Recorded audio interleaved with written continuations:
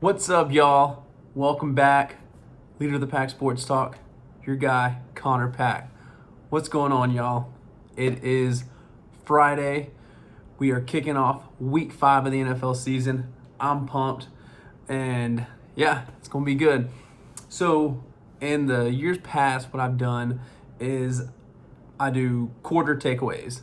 So, we start first quarter, weeks 1 through 4, second quarter, weeks 4 through 8, and third quarter, weeks 8 through 12.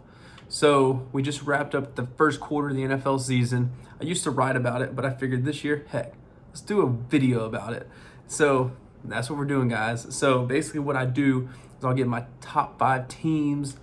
I will run through a few storylines or some headlines that I am interested in or I wrote about, and we'll just talk about it. And also this time around, since I posted on the Leader of the Pack Sports Facebook page, who was your MVP for the first 4 weeks? I put it out there. Got some interesting responses on Twitter and whatnot. So that's what we're going to do. So hope you enjoy. We're going to dive on into this. Also, we're doing some bourbon tasting tonight at the end. Bullet bourbon. This is, I believe I've had this before. Can't remember. May have. I know I've had bullet bourbon before, but we'll try this. And also, if you have a cold beer, crack it. That's what we're going to do, people. Cheers. Enjoy. And if you're watching this Friday morning when I post it, this was recorded last night, Thursday night. Not drinking it at 9 in the morning. All right. Or 10 in the morning, whenever this thing gets posted. We'll see. So, all right, here we go, people. My first quarter takeaways. Top 5 teams. Rundown. Here we go. My number 1 team, the Kansas City Chiefs. Number 2 team, Green Bay Packers. Number 3 team, Buffalo Bills. Number 4, Seattle Seahawks. And number 5, Baltimore Ravens. All 5 of these teams, if you watch them play, are very good. Offensively, all these teams can score points. They can get up and down the field. They can play with the best of them. Defensively, with the exception of the Seattle Seahawks, are all relatively good and all that. So we're going to dive into each team. I wrote some notes down. We're going to go into this. So here we go. Kansas City Chiefs. They're my number 1 team because, 1, they're the reigning Super Bowl champions. They're 4-0. They've played exceptionally well throughout the first 4 weeks. They had a hiccup week 2 against Justin Herbert and I believe Justin Herbert started that game. But yeah, Justin Herbert and the fighting Los Angeles Chargers. But they came back, won the game in overtime. Then in week 3, they absolutely shut down Lamar Jackson and the Baltimore Ravens. If you watch that game, it was evident that the Kansas City Chiefs are the best team in the NFL. They can score. Patrick Mahomes, Andy Reid, one of the best quarterback, head coach, play caller. I don't know if he's a play caller anymore. Barry Bieniemy, I think, is. But Andy Reid has a heavy influence on that offense. So, yeah, but best head coach and quarterback duo, Andy Reid and Patrick Mahomes. Just insane. Offensively, here we go. Offensively, the Kansas City Chiefs averaging 405 yards a game, 5th in the NFL, scoring 29 points per game, 9th. Top 10 offense right there. It's insane. Also, their defense has greatly improved. Cheers. Defense has greatly improved. Steve Spagnuolo has that group in check. They are only allowing 17.5 points per game, 2nd in the NFL. 7 takeaways, tied for 2nd most in the NFL. And they have 12 sacks, tied for 4th with a handful of other teams. So this defense has improved a whole lot. They are playing more complementary football, whereas in years past, offensively, the offense was having to carry the load, much like what Russell Wilson is doing in Seattle, which we'll get to in a minute. But yeah, so Kansas City, just a complete football team playing complementary football. Offense is great. Patrick Mahomes, 11 touchdowns, no interceptions. The guy has so many targets. Travis Kelce, Tyreek Hill, Sammy Watkins. They're even getting the young guy out of Georgia, Mecole Hardman, involved now. So, I mean, they have so many different weapons. They're such a versatile and dynamic offensive team. So much fun to watch. But the one guy that's really made an impact is Clyde Edwards. Helaire, however you say his last name, the rookie out of LSU, the first-round draft pick. He's made a very big impact. Week 1 was on fire. He's kind of came back down a little bit. He had a really, really good week 1. He's been solid. I'm not saying anything bad.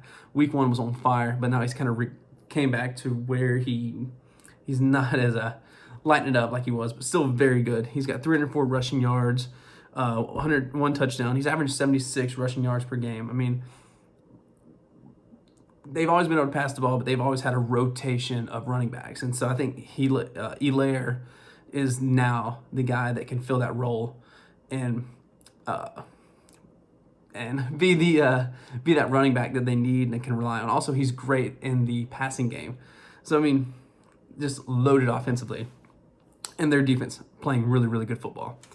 Now, Green Bay Packers. Green Bay Packers are number 2. Also 4-0. Aaron Rodgers, 36 years old or whatever he is, playing on fire. This is the best we've seen Aaron Rodgers in a handful of years, to be honest. He's, let's see. Hold on. Yeah. We're seeing Aaron Rodgers play on fire, playing the best football he's played in a long time. The offense, though, is more balanced. Last season, we saw them try with Matt LaFleur when he took over, tried to run the ball a little more. There was some butting of heads of Aaron Rodgers and Matt LaFleur, but it looks like after a full off season and now that they've started the season, they've really kind of started to mesh. They've learned to work with one another and all that. So the offense is balanced. Also, their defense is pretty solid as well. But offensively, the Packers are the leading offense in the NFL right now, averaging 38 points per game. First, they are averaging 445 yards per game. Second, and they are the 4th best rushing team, averaging 150 rushing yards a game. It's been a while since we've seen a Green Bay Packers team rush for that many yards, per game. Aaron Jones has been a monster. Had a great season last year, touchdown-wise, but this year he's really became a complete running back, and he's out on the field all 3 downs. He's churning yards, getting involved in the passing game. So you got the Aaron and Aaron, you got the Aaron and Aaron duo with Aaron Rodgers at quarterback, Aaron Jones at running back. But also Jamal Williams is a nice secondary back to Aaron Jones. Those 2 guys together play off each other and just make that offense flow. Obviously, Aaron Rodgers is going to give you what he's got in the passing game. Not to mention, he's been without Devontae Adams for 2 weeks. They didn't have Lazard, the guy who made a lot of plays in week 3, but he missed week 4. He was doing it on Monday night against the Falcons with no names out there, just making it look so easy. I mean, that's why he's Aaron Rodgers, one of the best to ever play. But yeah, Aaron Rodgers, 13 touchdowns, 2nd most, no interceptions. He's got a 70% completion percentage right now. It's been years since we've seen him with that high of a completion percentage. I think it was 2012 or 2013 when he threw for those 45 touchdowns. It was insane. But yeah, he's playing really, really good football. Aaron Jones, 374 rushing yards, 2nd most, 4 touchdowns, tied for 2nd. And then 93 rushing yards per game, 2nd in the NFL. So across the board, this offense, Packers, insane. Matt LaFleur is really shining with this organization, and it's just good. They're clicking. Defense is playing well, but this offense, though, is just, it's not on the same level as the Kansas City because Kansas City has so many weapons and so they're so versatile. But they're clicking. They're churning right now. Aaron Rodgers, he's playing with that chip on his shoulder. The Packers drafted a quarterback. Didn't draft many receivers in the draft. So Aaron Rodgers is on fire. He's ready to go, and it's awesome to see. I love it. So, yeah. Moving right along. The Buffalo Bills, I have at number 3. Some may think that's crazy. Some may be like, hell yeah. But the Buffalo Bills are number 3. They are 4-0 for the first time since, I believe, 2008. Let me look over here. I think I wrote it in something. Yeah, 4-0 for the first time since 2008. Offensively, it's been a long time since we've seen a Buffalo Bills with a really explosive offense where they're scoring points, getting up and down the field, doing stuff. I've always pictured and always thought of the Buffalo Bills as this hard-nosed defensive team, kind of like the Chicago Bears typically are. But with Josh Allen, this guy has improved so much. He is playing great football right now. He's fun to watch. He's just he runs on, pure adrenaline. This kid, he gives it all he's got. Sorry for that, guys. Pretty pumped up to do this, trying to bring some energy and be excited and all that. So yeah, back to Buffalo Bills now. Josh Allen, greatly improved. The dude is running, throwing, his completion percentage is up. The guy's just doing it all for this Buffalo Bills team. Offensively, the Bills are averaging 409 yards a game, fourth most. They're averaging 30 points per game, fifth highest, and 316 passing yards per game, second most. Josh Allen is lighting dudes up. It's awesome to see. Their defense is middle of the pack.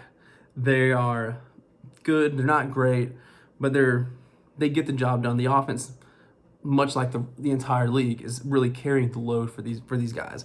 Josh Allen, though, 12 touchdowns. What does he have?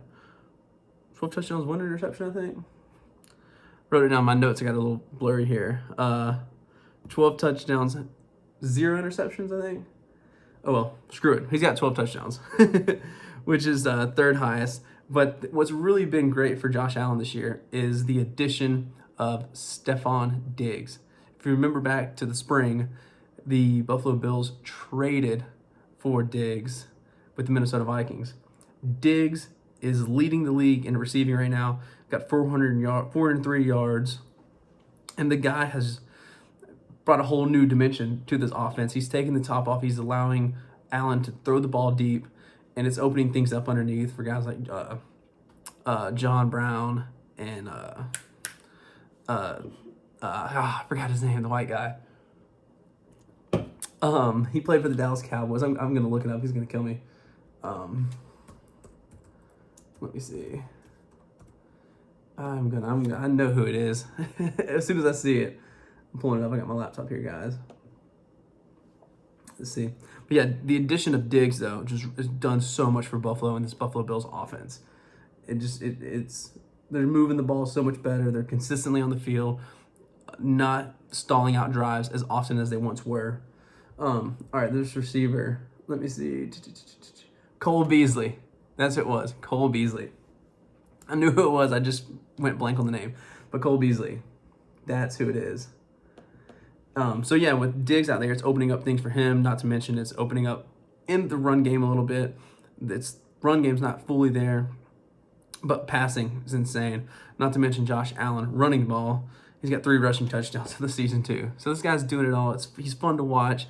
This Bills team is great. If you haven't watched them yet, be sure and tune in. They're going to give teams problems. They're first place in the NFC East, which has been a division owned by the New England Patriots. And not to mention, Patriots are doing well, but the Bills, this is going to be a battle for who wins that division. I'm excited to see it. Buffalo 4-0, number 3 team on my top 5. Moving right along, number 4, the Seattle Seahawks, another 4-0 team.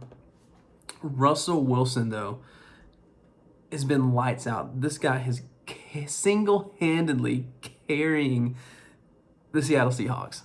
Their defense is far removed from the Legion of Boom that they once were. They don't have a strong pass rush. They're allowing tons and tons of yards. Now they're not they're stopping people in the red zone. They aren't allowing a lot of points, but their offense is doing just enough to get them the W's. Russell Wilson, this guy, the magician, he's doing all he can out there. The Seattle Seahawks offense, 416 yards per game, third highest, 35.5 points per game, second most. Wilson, 6 touchdowns. He's leading the league with that, 16 touchdowns. He threw his first 2 interceptions last week. He went 3 weeks, no interceptions. Then last week against the Dolphins, throws 2. He's got a 75% completion percentage. That's first in the NFL. Yeah. But the Seattle Seahawks defense, here we go. They're allowing 476 yards per game. That's the highest in the NFL. That's a lot. They have 8 takeaways, which is tied for second. So that's a positive out of it. But, man, these guys are giving up so many yards. And then they're allowing 27.3 points per game, which is 21st. So if that gives you any indicator of offenses are scoring a lot of points this year. Defenses are really having to try and catch up and shift around a little bit.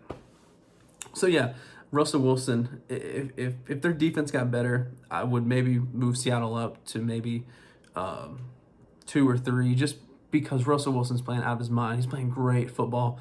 They're running the ball well, not great, but well. Just that defense concerns me. They are giving up so many yards, so many points, and they just can't be complete. So that's what's holding me back with Seattle. But this is number 4. They're 4-0. They're playing really, really good football. Watch Russell Wilson. He's one of my personally, he's one of my favorite quarterbacks to watch.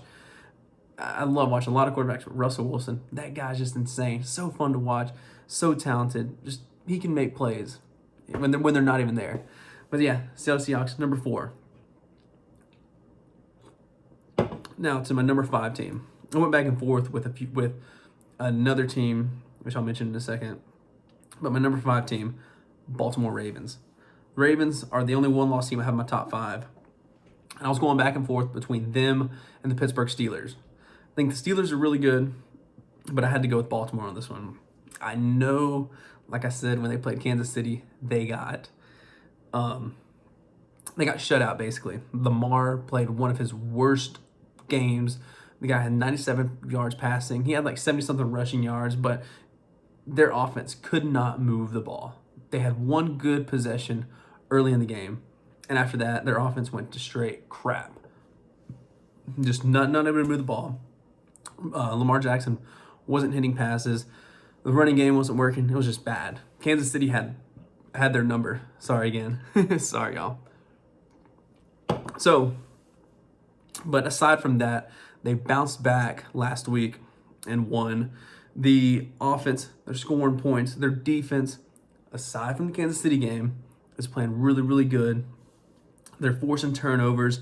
They have one of the top rush defenses in the NFL. So, yeah. Yeah, but offensively, they're averaging 30.5 points per game, 7th most.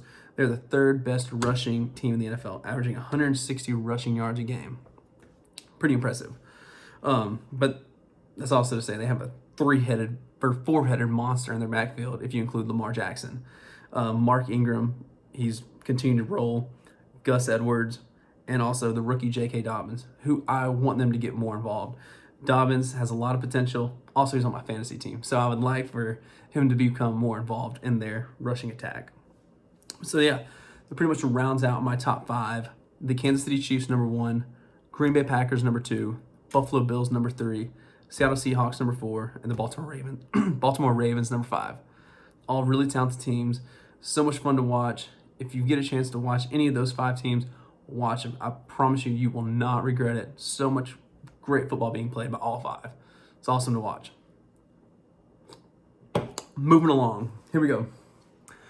The other 2 teams outside of my top 5 that are honorable mentions, basically, or could have gotten in. Pittsburgh Steelers at number 5, Tennessee Titans at number 6. Both teams are 3-0. They had a bye last week due to all the COVID stuff. But both of those teams are right up there as well. All right, moving along now. My MVP through the first quarter of the season.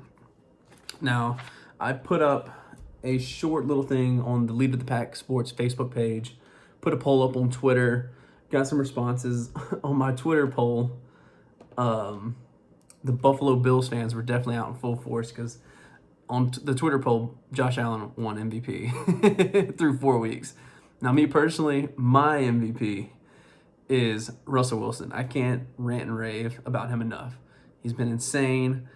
Like I said, the 16 touchdowns. He's got the highest completion percentage, single-handedly carrying the Seattle Seahawks. So much fun, so great. And I don't think you can argue against him. I just don't think you can right now. Now, Aaron Rodgers would be second on my list. So, well, actually, hold on. Here we go. Reset. So the people that I have in my MVP categories here. Russell Wilson, Aaron Rodgers, Josh Allen, and Patrick Mahomes. Just happens to be 4 of the quarterbacks in my, top 5. So, but if it was me today, Russell Wilson would definitely be my MVP. Aaron Rodgers would be second. Josh Allen would probably be number 3, and then Patrick Mahomes. No knock on Mahomes being number 4, but he's got so much talent around him. It's Mahomes is great. You could probably give him MVP every year because he's that good. But seeing what these other guys are doing with not as much talent around them and carrying their teams like they are, that's why I would put them ahead of Mahomes. So yeah, that's kind of where I stand on that.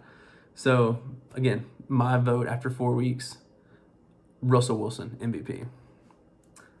Moving along now.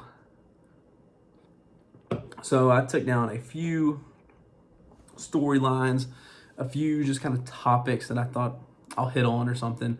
I've been trying to write a lot, trying to put as much content out and all that. So for these storylines, the first one, Titans are 3-0, but they got the COVID mess going on. Titans are off to a 3-0 start. It's their first 3-0 start since 2008.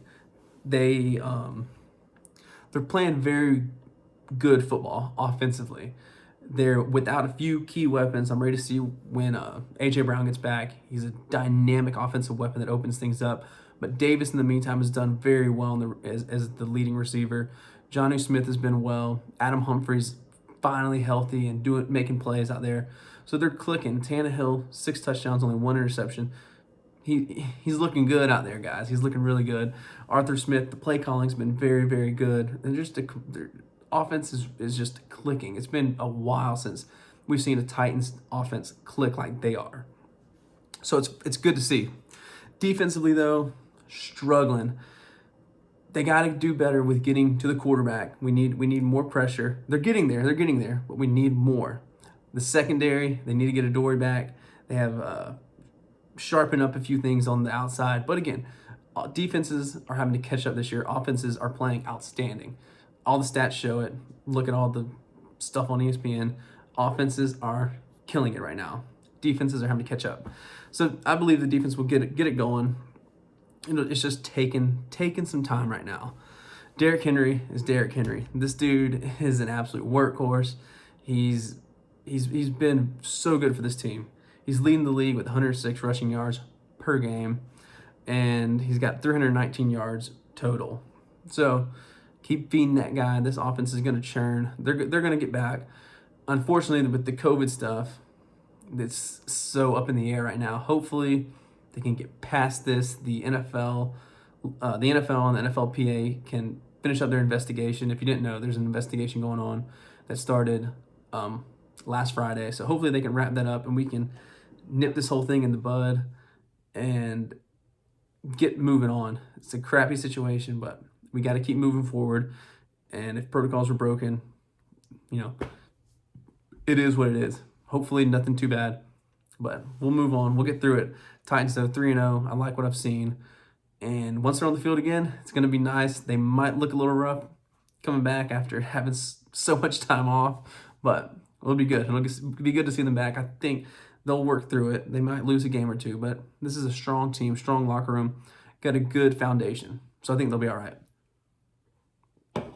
The NFC East, as many of y'all know, I'm an Eagles fan. The NFC East is a dumpster fire.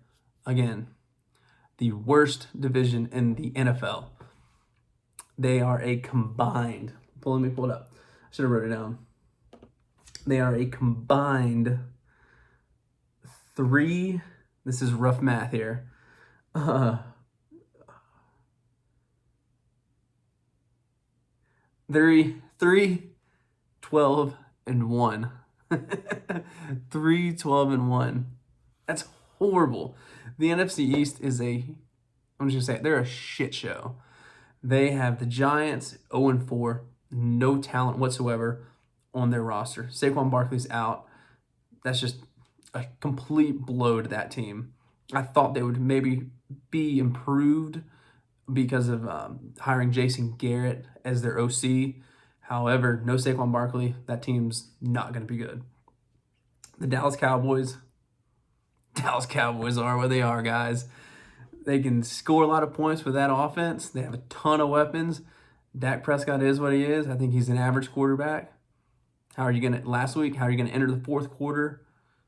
14 points with so many weapons. But then you go off in the fourth. Doesn't make sense. They have a lot of weapons, average quarterback, and a crappy defense. It is what it is. Dallas Cowboys. Probably 8-8 once again. The Washington football team, they surprised the Eagles week 1 with a second half comeback. However, they've lost 3 in a row, benched Dwayne Haskins, and don't have a lot going for them. I don't think Kyle Allen is the answer at quarterback. I don't think Dwayne Haskins is, and I don't know what would happen if they brought in Alex Smith, who hasn't played in like a year and a half, coming off a very, very severe injury. So they have a really, really strong defensive line. Quarterback is a major problem. They just have a lot of issues there at quarterback, trying to figure out an offense. They have a few weapons offensively, but no quarterback play whatsoever. Strong defensive line, though. Very strong defensive line. Very young, too. So Ron Rivera's got those guys in check, but the rest of the team as a whole isn't that good. And then to my Eagles. It's a week in, week out. What are we going to get from this team? Injuries, once again, have ravaged them. Carson Wentz is throwing to practice squad wide receivers, throwing to guys basically, the Vince Papalis.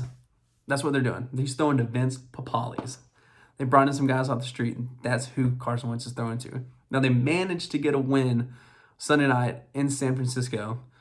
They got bailed out by their defense, which their defense is playing well. They're leading the league in sacks right now with about 15 or 16, leading the league in that. But they went up against a second and third string quarterback, a beat-up San Francisco team. It was great to get a win, but week in and week out, you don't know what you're going to get. Wentz is doing all he can, I believe, to put this team in a position to win. However, he doesn't have a lot to work with. Doug Peterson has to become a better play caller, as I've said on numerous occasions. Become more creative. Put Carson in situations where he can succeed and just become creative. That's what you got to do. You got to be creative in this time right now, given the lack of offensive weapons. So yeah, the NFC East, dumpster fire, 3-12-1 overall. I believe that is the worst record of all the conferences. Yeah, dumpster fire. Next, we have the Patriots versus Buccaneers, Tom Brady versus Bill Belichick. It was a big, big move this offseason when Brady decided to leave New England for Tampa Bay. Yeah, hold on. Yeah, it was a big move. We didn't know what was going to happen, who was going to be the winner, who was going to be the loser, and we're not counting tonight's game or last night's game, the Buccaneers and Bears. This is all based on the first 4 weeks, not what we saw last night. So, yeah, sorry. But through the first 4 weeks, the Buccaneers are 3-1. The Patriots are 2-2. I don't believe right now there's any winner or loser. Early on, Tom Brady and the Buccaneers showed some signs of, we don't know what we're going to get here. Tom looked old, didn't have that chemistry with receivers, and there was no gel. Since then, they've won 3 games in a row. Tom Brady's clicking with all his receivers for the most part. Running game is getting there, and Tom Brady's looking like Tom Brady. On the other hand, the New England Patriots, they lost on Monday night to the Chiefs. No Cam Newton, though. With Cam Newton, this Patriots team is exciting. They are fun to watch. They have a hard-nosed defense, despite all the guys that opted out of the season, some big-name guys on their defense. They are playing really tough defense. And offensively, Josh McDaniels, gosh, this guy, he's became so creative using Cam Newton. Cam Newton also, this guy became a better passer over his time off. Maybe his passing woes had to do with injuries and whatnot, because this guy stayed hurt after that Super Bowl run. This guy stayed hurt for several years and was in pain. Having this time off, I believe, has helped him greatly. So, where are we at? I'm scrolling through here. I got all my stuff here. Cam Newton though, in the games he's played, has played so well. Again, in their one loss, the guy threw for nearly 400 yards. Yeah, I believe that's right. He threw for almost 400 yards. The guy was just killing it. Yeah, he threw for 397 against Russell Wilson, and they barely lost that game. They lost by 5 points. So New England is playing some really good football. They became very creative with Cam Newton, utilizing him to the best of his ability. He's still running the ball, but he's throwing the ball so much better. It's so much fun to watch. So through 4 weeks, I'm not going to say there's any winner or loser in this battle. I think both teams are in very good positions. Tom Brady and the Buccaneers are playing good football, not great football. Bill Belichick and the Patriots are playing very good football. And it's fun to watch both these teams and see the greatness of Belichick as a coach and the way that he's got this team to rally and how they're changing their approach and their look. And we saw Tom Brady back there for years. Now they have a Cam Newton, a mobile quarterback that can do so much, and he brings so much to the table. So it's different to see that, but it's fun to see. I think it's awesome. So yeah, no winners, or there's no losers in the Tom Brady versus Bill Belichick battle here. We got our winless teams. Now, I did a short video the other night, and I wrote a short piece about this, the winless teams. And it just happens to be that these winless teams are the guys that I think are going to get fired soon and whatnot. Talking about my domino effect. And that is the winless teams: the Houston Texans, New York Jets, New York Giants, Atlanta Falcons. How are we going to have both New York City teams, be winless? That is one of the biggest markets in the world. Both of their teams are crap. They're crap. What the heck?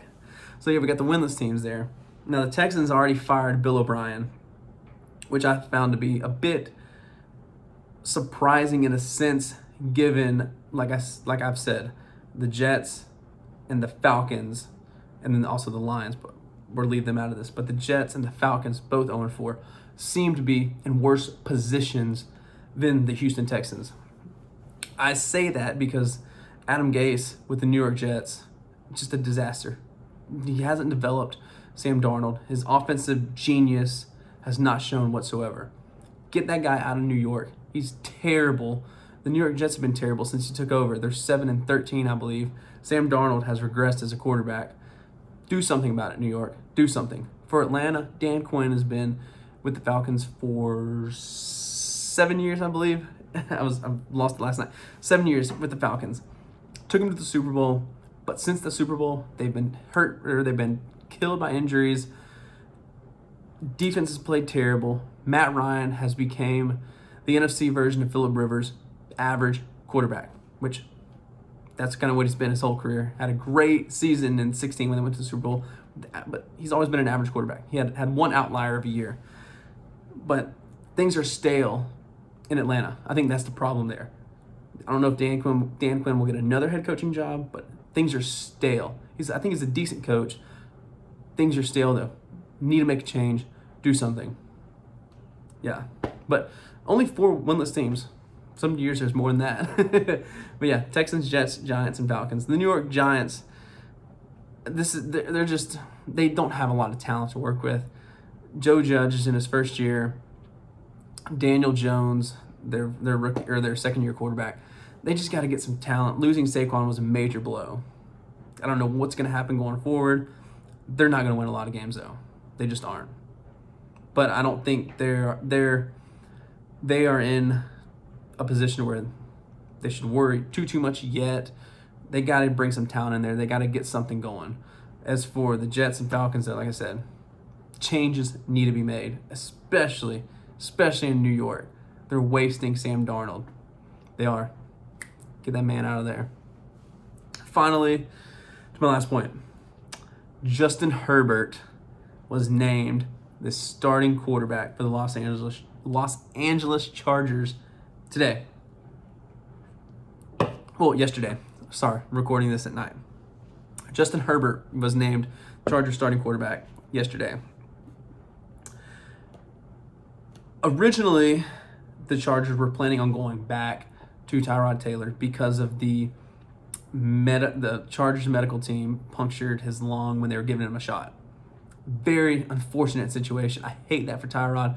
Tyrod has had some of the worst luck in terms of bouncing from teams to teams and just injuries, or there's a young quarterback behind him. Just something always happens, and Tyrod is never the he never benefits from any of the situations he walks into, unfortunately for him.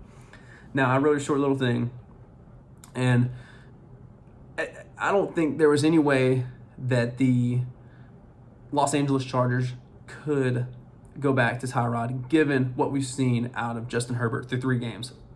Now, he's winless, hasn't won any of the games yet, but last Sunday we saw him go toe-to-toe with Tom Brady. Toe-to-toe, man. He played really well.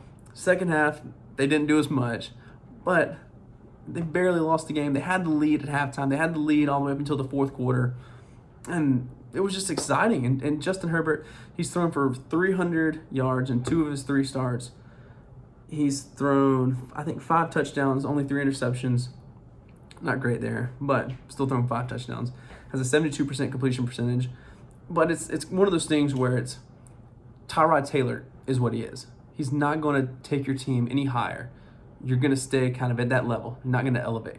Whereas Justin Herbert, the rookie, optimism, hope, excitement, and an unknown. You don't know what exactly you're going to get. So with the Chargers being in the position they are, in somewhat of a rebuilding stage, you lost Phillip Rivers. He was your guy for 15 plus years. You have to push forward. You have to see what it is that you're going to get from Herbert. And from what I've seen so far, he's exciting. He's a young guy that he can make plays. He can keep plays alive. He shows a lot of potential. I know that's a scary word, but he shows a lot of potential from what I've seen so far. So I just don't think the Chargers could go back to Tyrod. Unfortunate situation for Tyrod, but you gotta keep going with this rookie. You have to. And I think he's gonna succeed. He's got some guys around him on that team. And also, I think Anthony Lynn is a very, very good head coach. Good core, with including some of the defensive guys, and on offense with Keenan Allen. He's got who's his running back? I forgot. I have him on my fantasy team, but they got a good core there. And if Anthony Lynn can just steer that ship and keep everything on a straight and narrow and keep it good, I think there's potential there. So yeah, hope you guys enjoyed. That was my little spiel. First quarter takeaways. This will happen every quarter. So next time we do this, week 8, hopefully it'll be earlier, not on a Friday, So I hope you enjoyed. Now we're going to dive into the Bullet Bourbon. So yeah, let's get this bad boy open. Here we go. I'm not a huge with dark liquor type person, but I do enjoy a nice bourbon from time to time. I'm more of a tequila guy, but I'm branching out. Normally, it's beer always, but gotta dive into the brown water from time to time, It smells delicious. Cheers, y'all.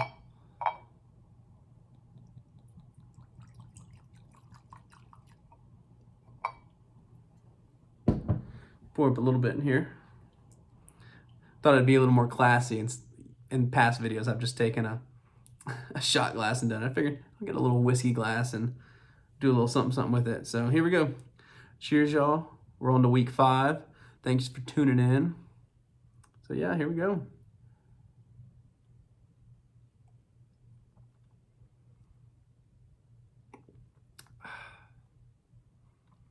Smooth bourbon.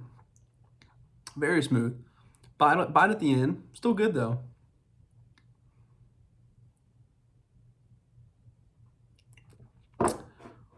Ooh. It's good. It's good. Definitely recommend it. Personally, I like bourbons more so than whiskeys. I think there's just more to it. I enjoy it. Here you go. Bullet bourbon. Go get your bottle. And toast to you.